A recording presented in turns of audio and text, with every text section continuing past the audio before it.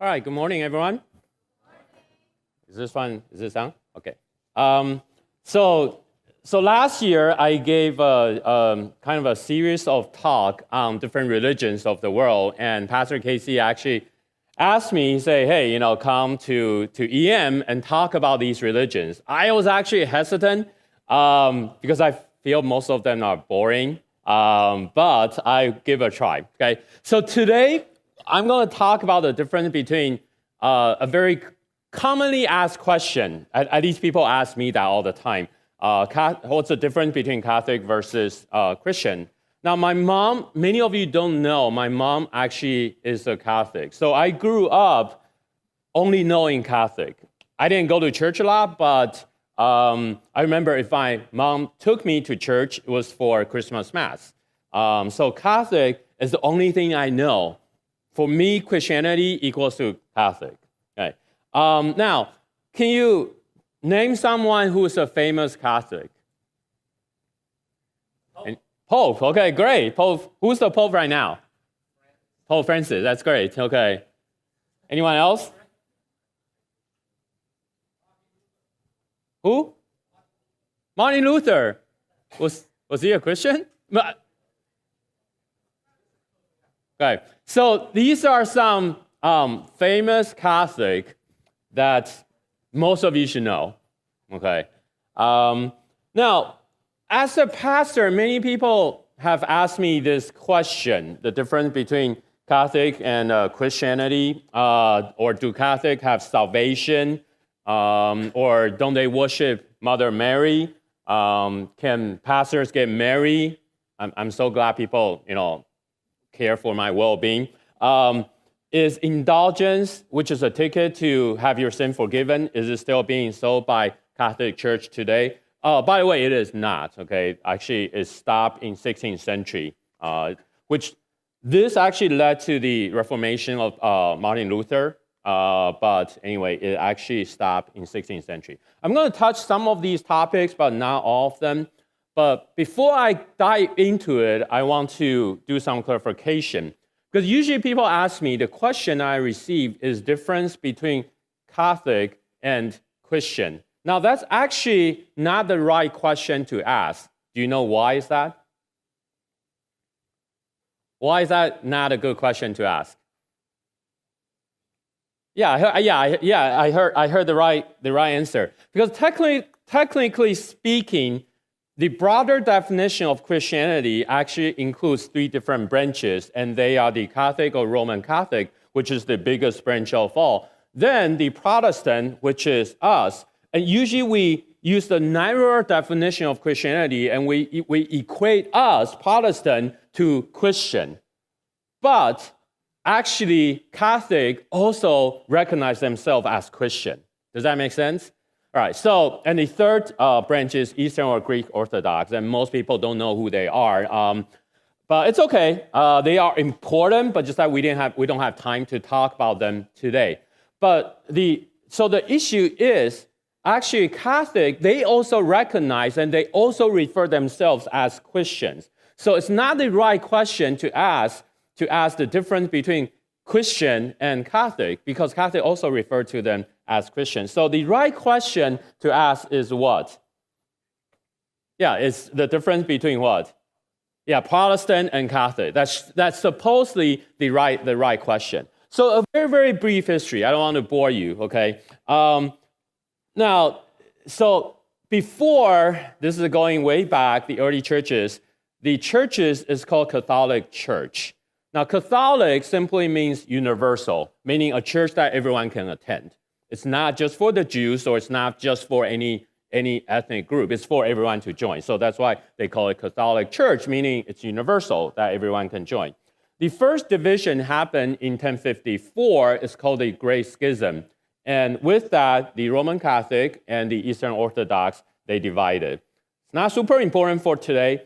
Let's fast forward to 1517, and the second division happened, and which is called the Reformation. And for Protestant, this is kind of a more familiar, more important one, and this is where Martin Luther reformed and the birth of Protestant. So this is kind of a brief history. So the correct question is the difference between Catholic versus Protestant, and that should be the correct question. All right, so today I'm going to talk about the 3 R's. Right. I hope you guys still with me. I know it's not the most interesting stuff, but all right, so I'm going to talk about the 3 R's to talk about the difference. The first R is the role of church or church office. Now, we all know that the Pope and priests are more revered in Catholic Church compared to Protestant in general, right? Now, there's a man, he's kind of a drunk, flop onto a subway, metro, and he took a seat next to a father, a priest. The man obviously was drunk, his tie was stained, he had lipstick stains on all over his shirts, and he still have half bottle of wine sticking out of his pocket. And he opened up his newspaper and he was reading it. And after a few minutes, so he turned around and asked the priest, it says, "Father, do you know what can cause arthritis?" So the priest wanted to use this God-given opportunity to remind this person. So he said, well, it has many causes, but it can be caused by a loose living style, begin with maybe sleeping with different women, or being drunk all the time, or having too much alcohol. And the man was like, "Oh my goodness, I am doomed." So the priest, after a few minutes, thinking, okay, maybe I came too hard on this man. So he started to apologize. So, "I'm sorry, I didn't mean to be too straightforward. But how long have you had arthritis?" He said, "No, I don't. I'm just reading that the Pope does." Anyway, okay. So let's talk about the church, the Catholic view of church. How is that different than a Protestant? So I'm going to talk about the 3 R's. The first one, which I think is the most important one. By the way, if it's something you already know, I probably won't talk about it today. So I will try to give you information that you don't know. Okay. So for Catholic, it's important that you know all the authority and grace is given to the church. It's not given to the people, it's given to the church. And through church, which through church office, meaning the priest, the father, and through the sacraments that the church perform, the authority and the grace is given to the people. It's through the church. Now, how is that different than us? For us, for Protestant, we think the authority and grace is given to the people directly, and we make up the church. Does that make sense? So for us, you also receive grace. If you don't come to EFCI, you still live in grace. You still have God's grace with you. But for a Catholic, if you leave the church, you don't have the grace. Because the church is actually the officiant or the mediator of the grace. So you have to stay in a church body because the authority is given to church. Now, let me talk about some of the implication or application with that. So because of that, because the authority and grace is given to church, meaning it's important that the church, through sacraments, that we continue to receive the grace is through these sacraments, meaning these rituals. So the rituals are actually very, very important to them. So if you leave church, if you don't participate in these sacraments, that means you're away from God's grace. The church, because the church has power, has the authority and grace, the church also has power to forgive your sin. This is very different from us. So that's why Catholic, they have something called confessional, right? How many of you heard of confessional? Okay, so most of you know. So a Catholic priest, one day there's a priest and he has an emergency that he needs to take care of. So he cannot be at his office for the rest of the day, and no one could sub for him. But there's an emergency that he had to go. So after some struggle, he thought, okay, I have this friend who's a Jewish rabbi, and I can just ask him to sub for me for the rest of the day. So he asked the rabbi to come and help. The rabbi said, I never done it. I'm not comfortable doing it. And the priest said, just watch me. I'll show you how to do it. Then you know. Okay. So after a while, a woman walked in and says, Father, I have sinned. Please forgive me. Oh, so what have you done? I have committed adultery. Don't worry, this is not R-rated. Okay. So the priest asked how many times, and the woman said 3 times. The priest said, okay, so this is what you need to do. You recite the Hail Mary prayer twice, which is common in Catholic.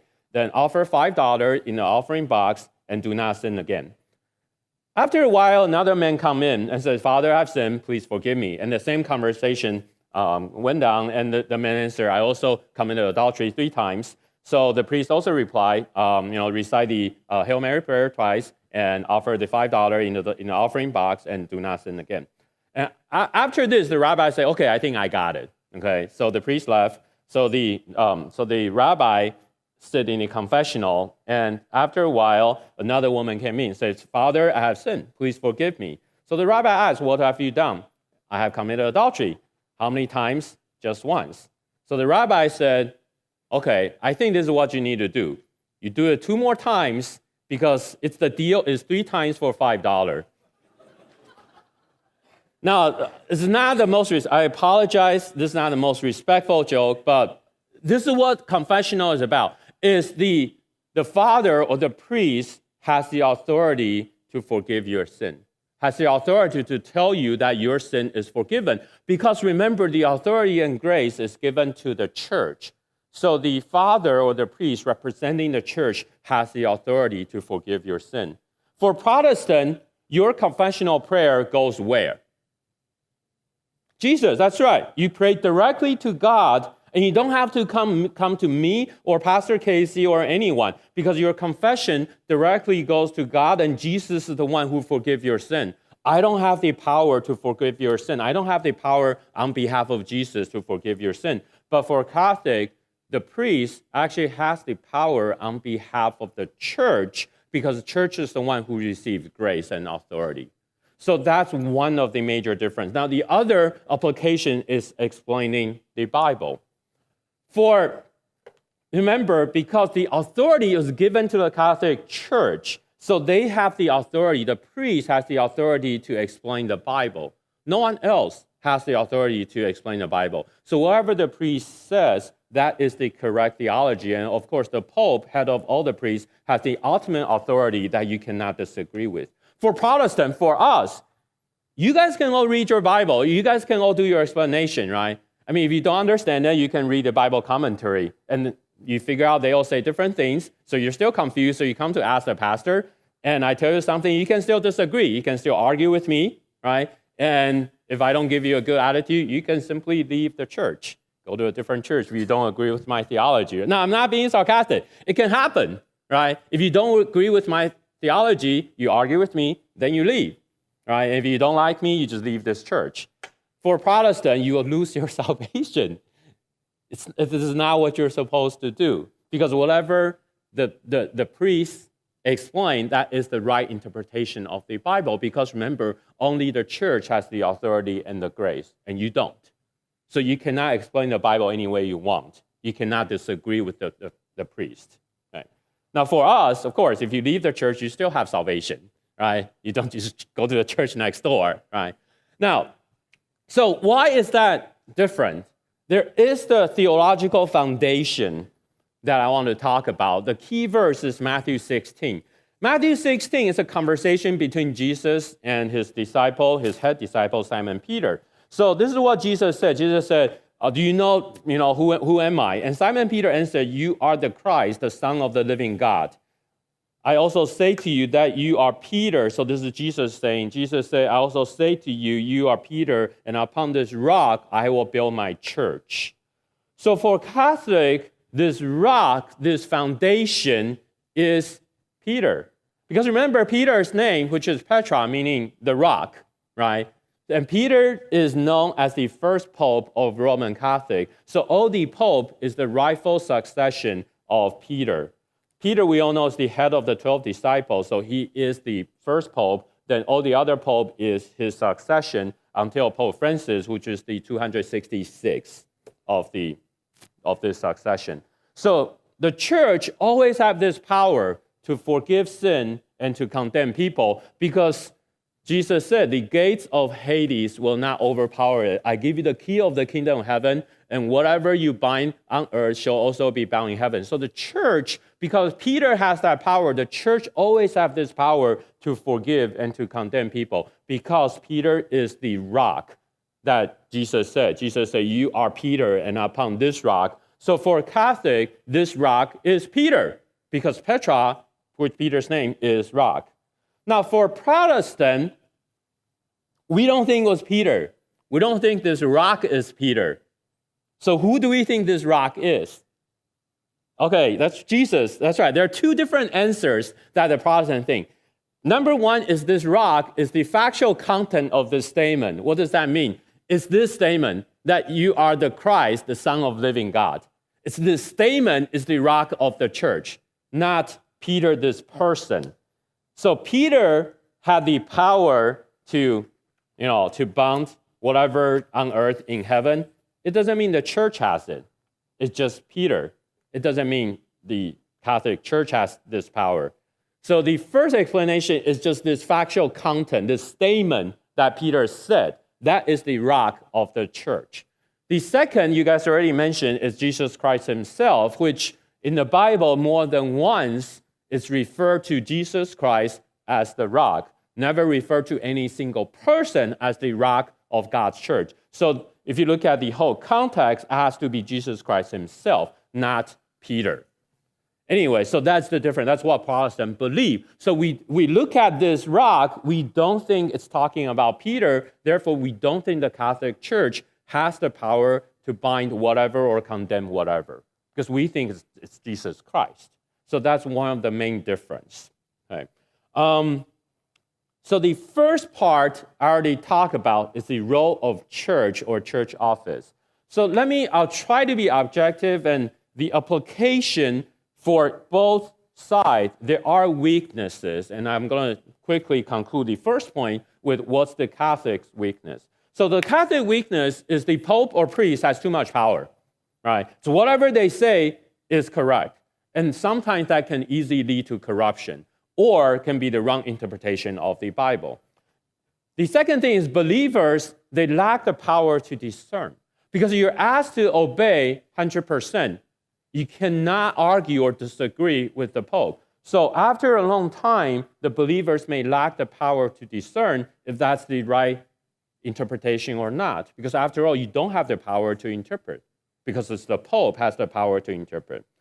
And because of that, there's a wider gap between priest and lay person. A lot of things only priests can do, right? You cannot be a small group leader. You cannot be a regular Bible study leader. Now, at EFC Irvine, you can technically do that. Technically, you can go baptize people. It's not wrong theologically. It's just for church order, you ask the pastor to baptize, right? For Protestant church, anyone can baptize. Just for the order of the church, we ask you to ask the pastor to do it. But theologically, faith-wise, anyone can do it, right? But Catholic, there's a bigger gap because only priests can do certain things. And also that leads to a lot of tradition or ritualistic, right? Because you're passing down tradition from the very beginning and people are just following it without knowing why. Now, there are also weaknesses of the Protestant side, which is, I already talked about, there's less respect for church and pastors. Because for Protestant, anyone can read the Bible, anyone can understand it, anyone can interpret it, right? So you can easily disagree with the pastor. It's not a sin to disagree with the pastor, right? So that usually leads to less respect, right? And because most of you don't think that I represent God, I have to earn your respect. Pastor Casey has to earn your respect, right? It's not because we represent God, but for Catholic, we represent God. All right, so there's less respect.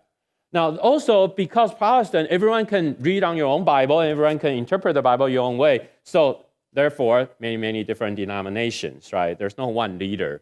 I don't think you can name one universal leader of Protestant church, right? So there's a lot of division.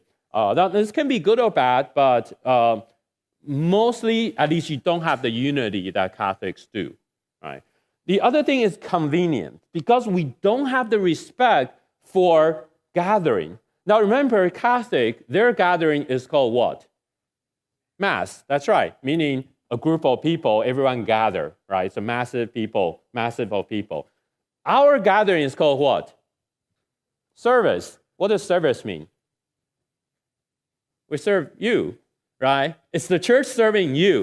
It's not you're here to gather, it's we're here to serve you, right? So service, that you are being served, right? So for us, it's very easy that we don't take Sunday as serious, right? You can stay home and listen to online sermon if something come up, right? You can go to any church, any message, any service at your convenience, right? Many churches offer different services from Saturday night all the way to Sunday night. You can pick the time slots that's convenient to you because it's serving you, right? And church eventually becomes more for social, for you're here to drop your children and you're here to be served. If it's not a good fit for me or for my kids, let me just change church. Right. So we have less respect of the church because it's more for convenience. Now, the last one is you also lack the respect for ritual or sacraments. Right. For Catholic, the communion, we take it very seriously. For Protestant, it's not as serious. Right. For example, today is the first week of the month. Usually we observe communion, but since Pastor Casey is not here today, and since 1.5 generation has a guest speaker, so we changed the communion to third week. For Catholic Church, this will never happen. Okay, you can't just change the communion like that. You can't miss the communion because you need to pick up kids or you need to leave early today, right? And you can't just come up and take the communion. The priest has to give you the communion. You can't come and choose your own piece of bread. I give you the bread. All right, so we have less respect for these sacraments as a result. The second R, so that was the first R, this is the role of church and church office. The second R, which is receiving grace and salvation. Now, we all know we all have sinned, right? The Bible said that. All have sinned and all fall short of the glory of God. Pastor Casey, this is not a real story, but let's just say Pastor Casey died and went to heaven. As he stood in front of the gate, he met Jesus, and he saw a huge wall of clock. Probably heard this joke. Okay, so he saw a huge wall of clock. He's asking, what are these clocks doing? And Jesus answered, these are the clock measuring, people's sin. So every time you sin, the hand of the clock will move. By the way, this is not the right theology. Okay, so Casey said, so whose clock is that? He said, oh, okay, that's Elder Jerry's, and the clock barely moved. Okay, so he's a very, very good person. Then, so another clock say, okay, so whose clock is this? Oh, this is Calvin Yan's clock, and the hand move a little, very slowly. So he's a good person. So Pastor Casey got curious, said, so where's Pastor Benjamin's clock? And Jesus said, oh, I have that in my office. I'm using that as my fan. Anyway, so we know that it doesn't matter how much you sin, but everyone has sin, right? Now, for Christian, the way we see sin and grace, this is how we see it. That our human effort can never meet God's perfect standard, so the part that we could not meet is sin, right? And sin has its consequences, which is punishment. And God sent Jesus Christ to die for us so that our sin is forgiven and the punishment he took on the cross. So that part is called grace. It's God's gift, and it's grace. That's why we call it, we are justified, meaning we didn't reach God's standard, but it counted as we reached God's standard. Now, how is that different than Catholic? So Catholic, the word grace actually has two types of grace. I know this can be confusing. I'll try to make it clear. The Catholic grace actually has two types of grace. The first type is called the sanctifying grace, which is similar to the Protestant salvation. What is the sanctifying grace? It's actually a state. It's a habitual state that you're holy and you're justified. It's like you have a supernatural life that you're without sin. And that can be reached right now, that you are without sin, that you reach like a super holy state. And that's the sanctifying grace. So basically, it's like you have salvation. Now, there's another type of grace, which is called the actual grace. It's the outside force that God gives you to pushes you to closer to God and pushes you to be holy, to the sanctifying grace. So for Protestant, we call it salvation, meaning I have been saved. It's like I have this ticket to heaven, but I'm still corrupted inside. I'm still bad inside, but God put a cloak over me as a salvation. Even though you're still dirty, but I count you as clean. So that's our view of salvation. The Catholic view, however, you're not supposed to struggle with sin and you're not supposed to be corrupted. You can actually reach a holy state without sin right now because God already forgave your sin. And through all these sacraments, for example, you confess. So every time you commit a sin, you're supposed to do confessional so that sin is washed away. So you reach a holy state because that sin is no longer on you. So you are completely holy, like you're at a supernatural state through all these sacraments. So through confessional, through coming to Mass, through receiving the communion, through all these, you're already washed clean. So you're without sin at this time. You don't have to wait till you die to be holy and sanctified. You're already holy right now, and through all these sacraments. So now for Catholic, if you committed a mortal sin, meaning a big sin, for example, adultery or murder, and if you don't deal with it, an undealt mortal sin can actually take you outside of the sanctifying grace, meaning you will lose your salvation. For our terminology, you will lose your salvation if it's an undealt mortal sin. Now, there's also, but through sacraments, your mortal sin can be forgiven. Now, there's something called the venial sin, meaning the smaller ones, like you lie or something. Now, the undealt venial sin or the mortal sin, after you deal with it, but there may be still punishment. So these can lead you to purgatory, meaning you die, you don't go to quote-unquote heaven directly, but you're at a waiting state, you're at a place, you're being punished for your mortal sin, even though you have confessed, or your venial sin, meaning smaller sin, but you haven't dealt with. So you will be punished in purgatory. After you're punished, then you can go to heaven. So let me use a kind of weird example, very extreme example to explain that. So let's say one day I went home and I saw my wife Sharon was committing adultery with Jerry. Okay, I'm just using Jerry as an example, I'm sorry. So I was so angry, I took out my gun and I shot Jerry. It's not a real gun, don't worry, okay. So I shot Jerry, so he died on the scene. And the police came. In the chaos that follows, I was also shot dead. Because I committed murder and I didn't have time to repent, so I will actually lose my salvation. And same thing with Jerry. He was shot dead before he had time to confess. So we will actually both meet in hell.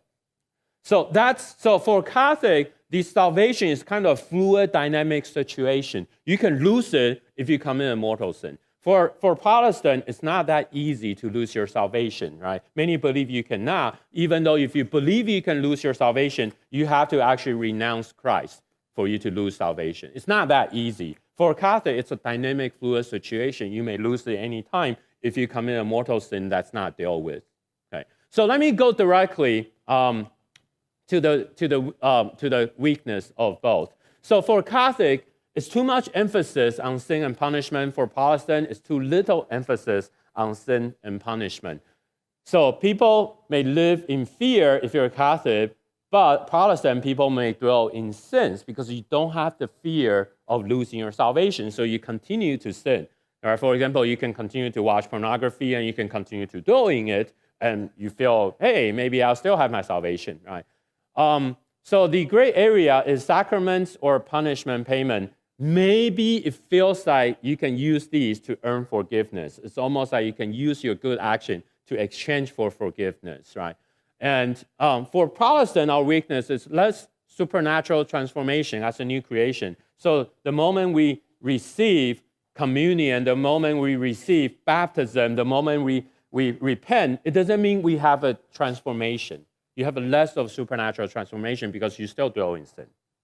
All right, my time is almost up, so let me quickly talk about the last one, the role of Mother Mary, saints, and icons. So we all know we have original sin. Everyone has that. Original sin is passed from generation to generation, meaning from your parents to you, right? So you get your original sin from your parents. For Jesus, he has to be the one without original sin, right? Everyone knows that. Jesus was without original sin. Now, how about Mary? Because Jesus was without original sin, your sin passed down from your parents, and Jesus was born of Mary, right? So how about Mary? So Catholics believe that God cleansed Mary so that he had no original sin, so that she would not pass her original sin to Jesus. So she's completely without sin. We all know the story, right? One time Jesus met a woman committed adultery, a young woman, and they're trying to stone him. And Jesus said, whoever is without sin, you can cast the first stone. And after very short wait, just when Jesus thought everyone's leaving, someone in the back threw a stone, hit the young lady, and lady died on the spot. And Jesus looked over and says, "Dear mother, sometimes you really, really piss me off." You don't get the joke? All right. Okay. All right. So supposedly Mary is without sin. Right. Now, for Protestant, we don't look at Mary to be special because we think what? Mary is a normal person. God is not using her. God is just using her womb. So if I use current scientific knowledge, God is not using the egg or DNA of Mary.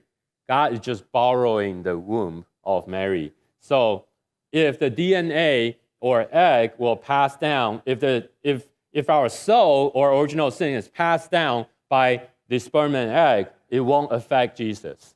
Because we believe that we're just using Mary's womb. So Mary can be a normal sinful person. It doesn't matter. She won't pass her sin to Jesus. So that part is different. So you have to understand why Catholics elevate Mary is because they believe, which we believe too, that sin are passed from our parents, at least the original sin, right? The sinful nature, not their action, but the sinful nature is passed down to us. For Jesus to be without the sinful nature, Mary has to be cleansed. For us, we don't think Mary has to be cleansed because we're just borrowing the womb, borrowing her uterus. So I hope that makes sense for both of you. So when we do prayer, it's versus Catholic when they're doing prayer. Catholic, they still pray to God and still pray to Jesus as the mediator, but they believe that you can pray to Mary and other saints and they can intercede for you. They can be intercessors before God for you. Right? So it's not like they're praying to Mary, it's that they're praying to this person, so this person can be an intercessor before God for you. Right? Now, we believe, however, everyone prays to God directly, and Jesus is the only mediator. If you pray to a saint, he has no power to intercede for you on your behalf. So that is the difference. Now, because of this root difference, so that's why actually Catholics allow imagery or icon to be in church in form of painting or sculpture, because for them, it's not that they're worshiping idols. They're just talking to an icon, and this icon, it's just a form for them to worship. They're not worshiping this saint. They're just talking to the saint so the saint can talk to God on your behalf. So for Catholic, for Protestant, we may say, oh, you're worshiping this idol. But for them, they're not worshiping this saint. They're not worshiping this icon. They're just talking to this icon. But the icon, which is, maybe Mother Mary or Peter, will intercede for them or pray on their behalf. So they're not worshiping. And for us, because we think you only pray directly to Jesus, so that's why we don't need any icon, any imagery, right? Now, if you look at a Protestant cross, like This one. Do you see anything on there? That's correct. Whoever put it on there. Okay, anyway. Yeah, but usually you don't have anything on there, right? The Catholic Church, usually their cross has what on there? Has a crucified Jesus on there, right? Now, for them, again, it's not that they're worshiping Jesus. It's just reminding them what Jesus has done. Because imagery and icon is allowed, so they're just putting that on. They're not worshiping an idol. It's just reminding them that Jesus has died for them, right? So they do allow icons and imagery, and that's one of the big difference. Now, maybe you will ask, okay, hey, isn't there the 10 Commandments, right? The 10 Commandments, number one is you should have no other gods before me. Number two is you should not make yourself an image in the form of anything in heaven, above, or the earth. And and our 10th one is you should not covet your neighbor's house, you should not covet your neighbor's wife or his servant or anything of his possessions, right? So for us, we think, the 10 Commandments is clear, you shouldn't have any image. Then how come the Catholic, they have all these images in their church? So I don't know if you know this, but this is the Protestant version of the 10 Commandments. The Catholic version of the 10 Commandments is different. If you read the Bible, it doesn't tell you this is number one, this is number two. You can group it any way you want. So for Catholic, their 10 Commandments is this. Number one is, I'm the Lord your God, you should have no other gods before me. And they break our number 10 into 2, into 9 and 10. So number 9 is you should not covet your neighbor's wife. Number 10 is you should not covet your neighbor's goods. So they don't have the number 2 that we have. The image, they should not have any image, is under number 1. So it's like you should not bow down to any other gods. Does that make sense? So you're allowed to have icon and image, just that you don't bow down to any other gods other than the God that we serve. So the image and icon is allowed because they have a different 10 Commandments. Now, being a Protestant for a long time, maybe you think this is weird. Well, you can change the 10 Commandments. No, but if you read the Bible, the 10 Commandments doesn't say this is 1, this is 2. Right? It's very normal. I mean, you can read it you can arrange it any way you want. If someone growing up to be Catholic, it's normal that you recognize this is the 10 Commandment. If I read your version, obviously I'll be like, hey, that's weird. How come you change it, right? Remember, they have, there's so many more Catholic than Protestant, right? We're actually the minority thinking that we're 10 Commandments is right. If you talk to a Jewish person, if you talk to Israelites, they actually group their 10 Commandments differently, right? They have a different version of what are the 10. So anyway, I don't know if this information is new, but this is what that's important. So it's not like they're violating their 10 Commandments because this is their 10 Commandments. All right, so I'm going to conclude here. My conclusion is this. I think all Christians are brothers and sisters in Christ. All the 3 branches, the Catholic, Protestant, and Orthodox, we all have our strength and weakness, and we all have things that we can learn from each other. And, from our angle, from my angle, you may think that they're practicing the wrong theology or their theology is wrong. Ours is better. But maybe from their perspective, they may think their theology is better. Right? For example, most of the Catholics, they're very afraid of sin. Right? They try to live a holy life. They are afraid of sin because they are afraid of losing their salvation or their sanctifying grace. For us, we take things very, very lightly. Right? I believe most of us, you're somewhat comfortable dwelling in sins one way or another. Unlike most of the Catholics, they're not comfortable dwelling in sins, right? So there are pros and cons of each one. So when we talk about these, my suggestion is we have a humble heart. You understand each other. You can disagree with the theology. You can disagree with their practice, but let's accept each other because after all, I do think we believe in the same Jesus Christ.